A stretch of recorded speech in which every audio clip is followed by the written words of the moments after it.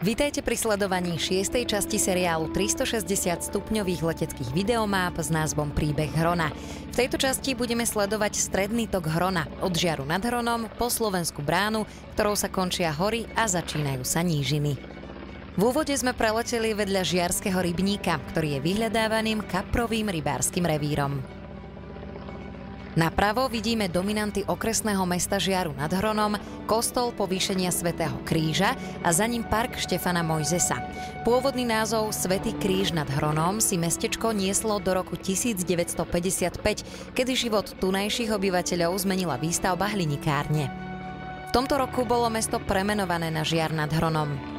Ekonomické premeny zmenili bývalé poľnohospodárske sídlo na priemyselné mesto, ktoré sa rozrástlo o veľké sídlisko s plnou občianskou vybavenosťou.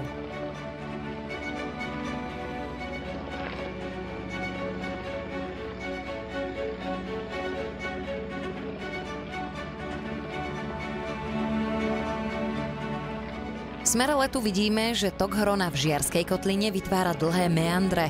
Po jeho ľavej strane sa rozprestiera areál už spomínaného závodu na spracovanie hliníka.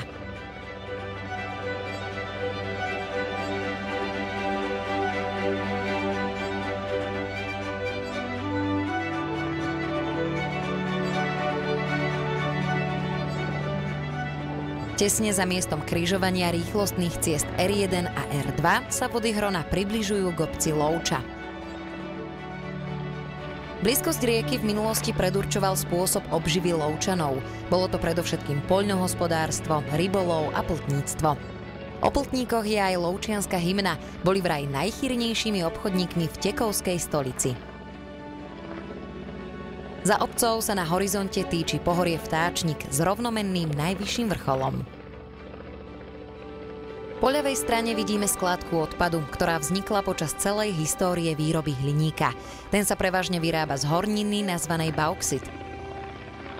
Obyvatelia, ktorí v továrni pracovali, hovorievali, že závod síce dával ľuďom prácu, ale kradol im zdravie. V čase vzniku tejto videomapy, počas energetických problémov, sa výroba hliníka v Žiari nad Hronom vzdiaľuje realite takou rýchlosťou, akou naše lietadlo necháva hliníkáreň za sebou.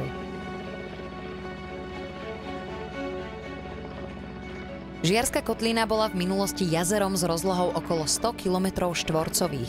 Odtok z jazera zabezpečovala rieka Hron. Postupne sa dno jazera zanášalo sedimentami. Keď sa odtoková voda vekmi prerezávala hlbšie a hlbšie, jazero sa vyprázdnilo a vznikla úrodná kotlina, ktorú zdobí meandrujúca rieka. Na ľavoboku sa nám naskytne pohľad na obec Lehôtka pod brehmi, ležiacu na úpetí Štiavnických vrchov.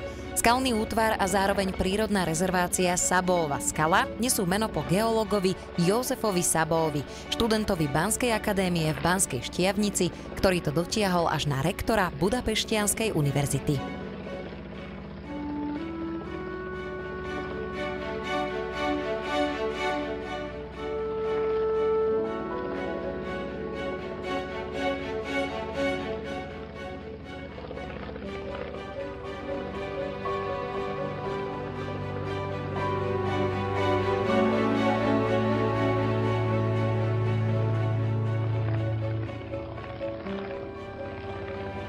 V smere letu sme na úrovni obce Hliník nad Hronom.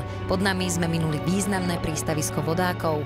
Po vybudovaní rýchlostnej cesty sa z neho dá do centra obce dostať už len tunelom popod cestu, hore potokom Teplá.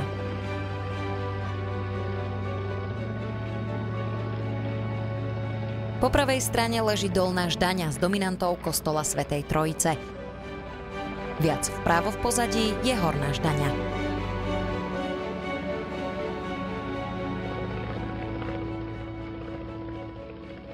Otočením obrazu vľavo vidíme pohorie Štiavnické vrchy s vrcholmi Chobien, Banský vrch a Končiar.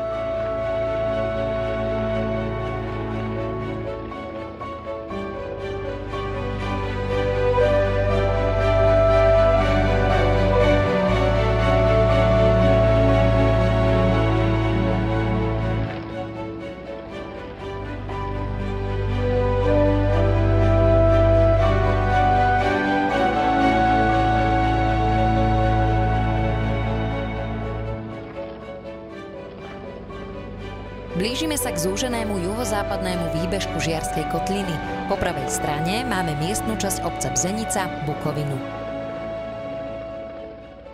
V Bzenici sa narodil významný archeológ, geológ, botanik, národopisec, člen Matice slovenskej, zakladateľ a prvý predseda Muzeálnej slovenskej spoločnosti Andrej Kmeď. Jeho pôsobenie v obci pripomína pamätná izba a pomník s bustou.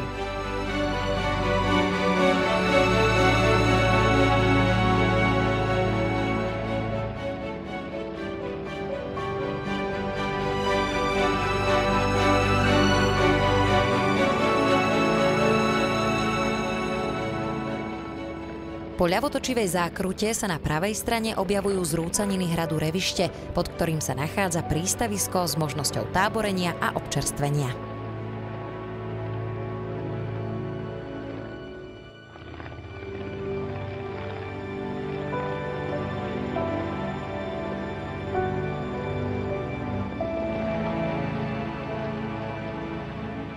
Rieka Hron, rýchlostná cesta R1 a železnica sa pod nami opäť križujú.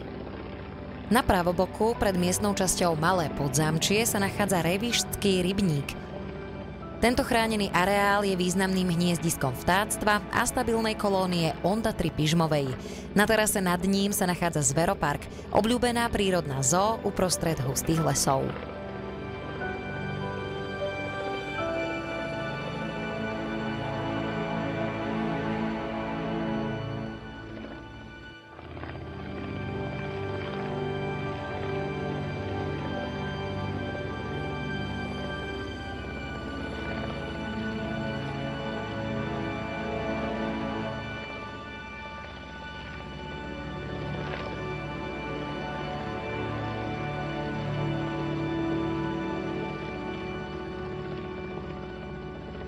Časť Žiarskej kotliny, nad ktorou teraz prelietame, má názov Žarnovické Podolie.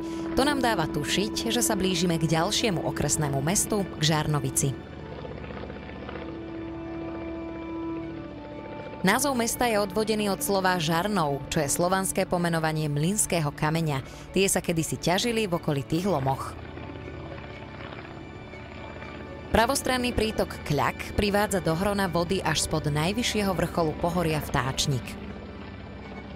Na okraji mesta bystrému motoristickému oku neunikne známy plochodrážny štadión. Nejedným medzinárodne významné preteky, plné adrenalínu a hnedého prachu, sa tu už odjazdili.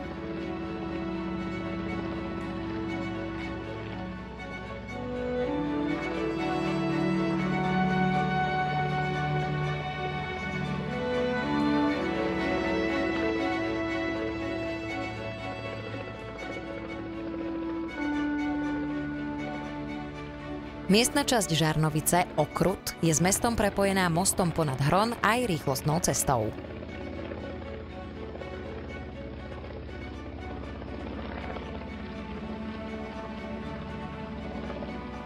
Pravé krídlo nám práve odkrylo Kožený vrch a hneď na to aj vrch Drienčie. To sme ešte stále v pohorí Vtáčnik. Po ľavej strane sú to tiež stále Štiavnické vrchy a rovnomenná chránená krajinná oblasť.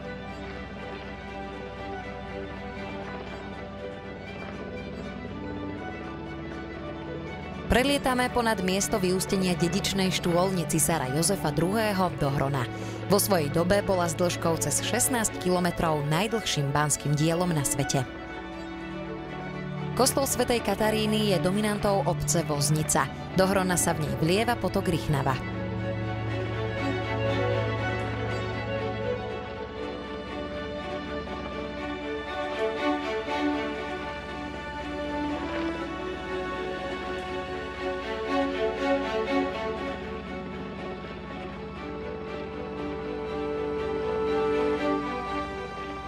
Blížime sa k zaujímavému miestu pre vodákov. Rieka Hron tu vytvorila ostrov a jej vody pretekajú perejami.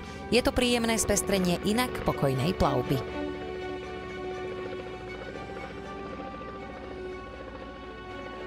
Aby sa kamaráti našej rieky, železničná trať a rýchlostná cesta vtesnali okolo výbežku pohoria Vtáčnik, bolo potrebné odstrániť kus kopca.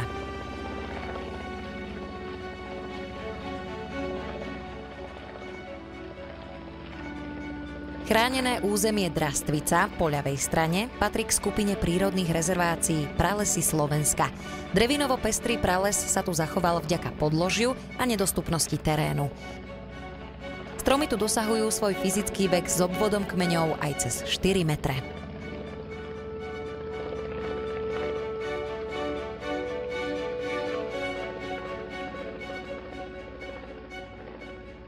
Keď baníctvo v okolí Rudna nad Hronom v 19.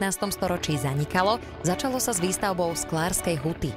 Začiatkom 20. storočia bola však aj v nej výroba zastavená a budovy, okrem 2 objektov, boli zrovnané so zemou.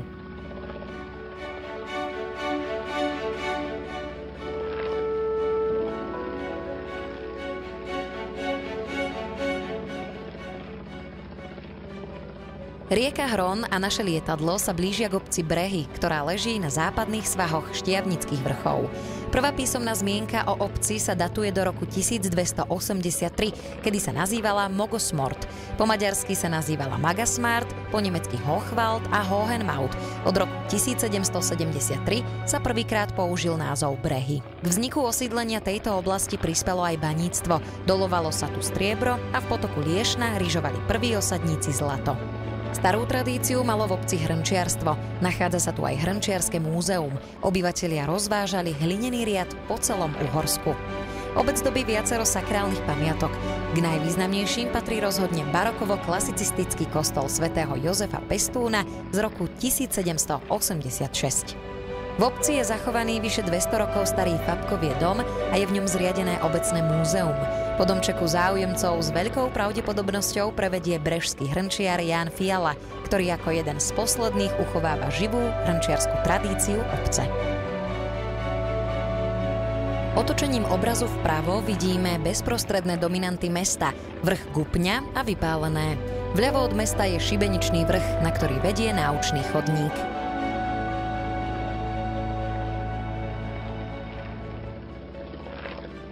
V smere letu vidíme už po pravej strane pohorie Pohronský Inovec. Voľakedajšia sopka je teraz pokrytá zelenou prikryvkou listnatých dubovo-hrabových lesov s jemnou prímesou buka.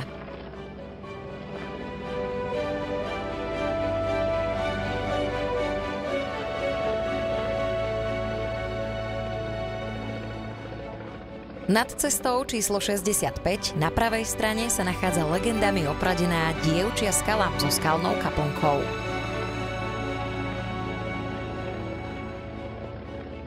Priamo na úpetí najmladšej vyhasnutej sopky v strednej Európe, Putikovým vrchom a pod zrúceninou gotického hradu Breznica leží obec Tekovská Breznica.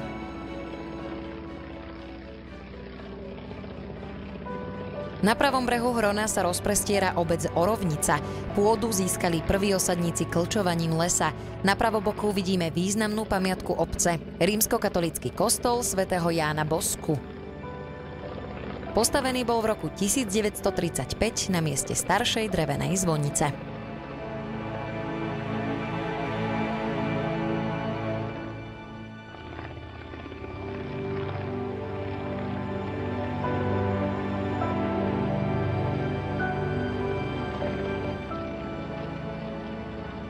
Naše lietadlo a vody Hrona sa priblížili k Slovenskej bráne, kde 6. časť 360-stupňovej videomapy Príbeh Hrona končí. 7. časť nás Slovenskou bránou prevedie na nížinu až po obec Šárovce, ku ktorým sa viaže legenda o cisárovi Markovi Aureliovi.